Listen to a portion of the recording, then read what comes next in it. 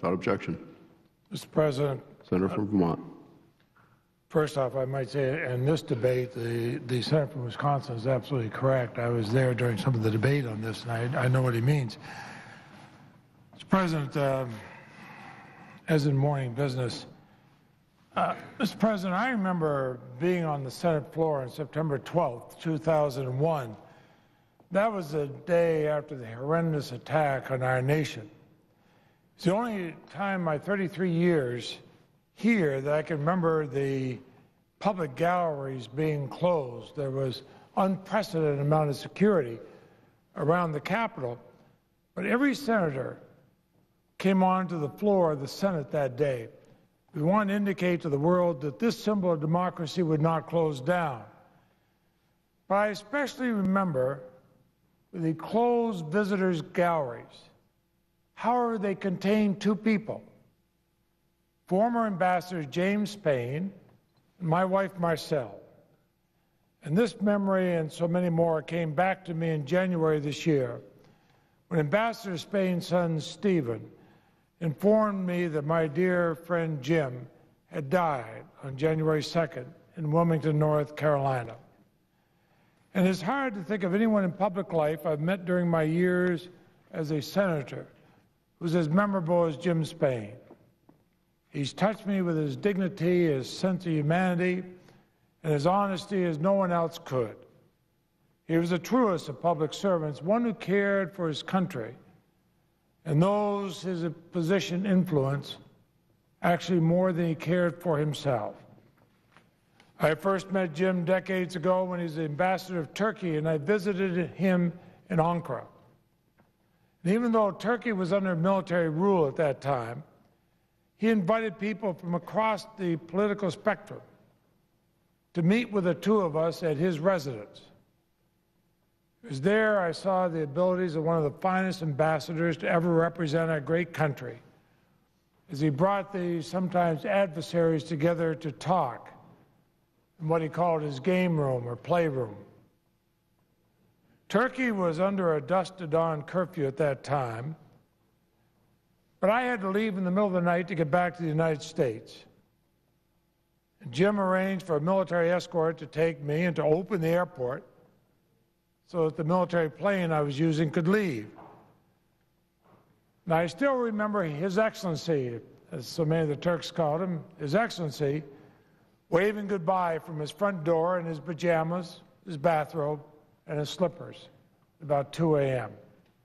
We kept in close touch when he returned to Washington through his ambassadorship in Sri Lanka and later retirement. And he, Marcel, and I once sat up half the night talking when he was a guest in our house.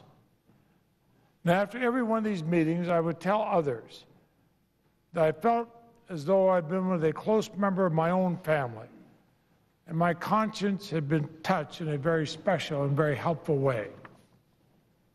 I wish every member of the Foreign Service could read Ambassador Spain's book entitled In Those Days.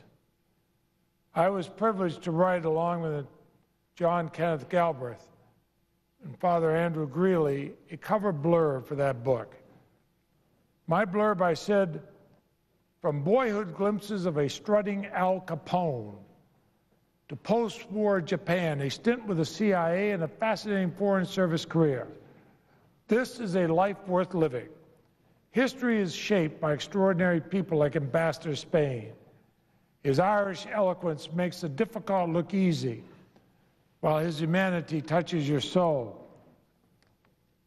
Another wrote, Jim Spain's contribution in assisting CIA Director Allen Dulles to make President Eisenhower get the pronunciation of Prime Minister Nehru's first name right during the latter official's visit to Washington is a typical Foreign Service moment. Quote, heady stuff for a 28-year-old, close quote, noted Jim Spain. Like even today, I can't pronounce former Prime Minister Nehru's first name correctly. And I can't think of the number of times in traveling with Ambassador Spain, he'd whisper in my ear to make sure I got the names correct. But in the end, it was his humanity that touched us all, as though his great intelligence and ability was only the pedestal to allow the humanity to shine through.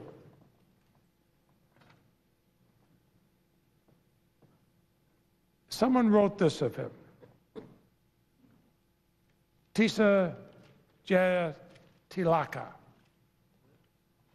And I will make sure that the reporters of these debates have the correct spelling. And I do wish that Ambassador Spain was here to make sure I'd come anywhere close to pronouncing it correctly. But here's what that person wrote: news reached us over the weekend past that Jim Spain's time on Earth had run out. Heaven knows this world of ours cannot afford to do without human beings of his caliber. And yet there's only so much that an individual can do for humanity before he, too, must onto the dust descend. Ambassador Spain was one of the most decent, gentle, caring, and perceptive human beings I've known to date. He was unfailingly generous and kind to his fellow companions on this bittersweet journey on Earth that we travel on for a while. It was indeed a privilege to have worked with him and share a long and fruitful friendship with him. And I first came to know him during my days in the Colombo Plan Bureau in the 1980s. He had arrived in Colombo sometime in 1985 to head the U.S. mission here. Until then, Sri Lanka was the only South Asian country he had not lived in before. But he was to make up for this in the years ahead when, in 1989, consequent to his retirement from the U.S. Foreign Service, he made Sri Lanka his home. The decision of Ambassador Spain was all the more remarkable, because the last several years of the 80s was a period when most Sri Lankans were seeking to run away from their land of birth. Jim Spain not only stayed behind, but also did a great deal discreetly to assist this beleaguered country of ours to save itself from self-destruction. Then they go on to write, Mr. President, it was several years later that I came to know that only a couple of years prior to his coming to Colombo, Ambassador Spain himself had suffered a monumental personal loss. Consequent to a memorable family reunion after some years during Thanksgiving 1983 at a resort in West Virginia, Jim Spain, his wife Edith, and daughter Secondra bade farewell to their sons and brothers Patrick, William, and Stephen, and began to wend their way through country roads back to Washington. Near Leesburg, Virginia, their car was hit by a huge old station wagon going 85 miles per hour, driven by a local football player who was not wearing the glasses his license prescribed. He was not even scratched, but the Spains had to be evacuated to the Washington Hospital Trauma Center by helicopter. By next morning, Secondra was dead. Edith was clinging to life in an intensive care unit, and Jim was immobilized with a variety of fractures and bruises. A few weeks later, Edith died. With the help of his sons and his strong spirituality, Jim Spain bore his irreparable loss with fortitude. I read all that into the record, Mr. President, so that my colleagues would know what a man he was. So, Mr. President, I've lost a good friend, and Marcel and I send our condolences to his sons, Patrick, Stephen, and William, their wives, Barbara, Beth, and Anu, to his grandchildren, Jean, James, Aidan, Catherine, and Rachel, to all within his family. And for my part, I know I've gained more from knowing him than I could ever say. I ask unanimous consent that his bio be included here at the conclusion of my remarks. Without objection, so ordered. And, Mr. President, I thank my colleagues for their courtesy, and I yield the floor. Who yields time? Mr. President.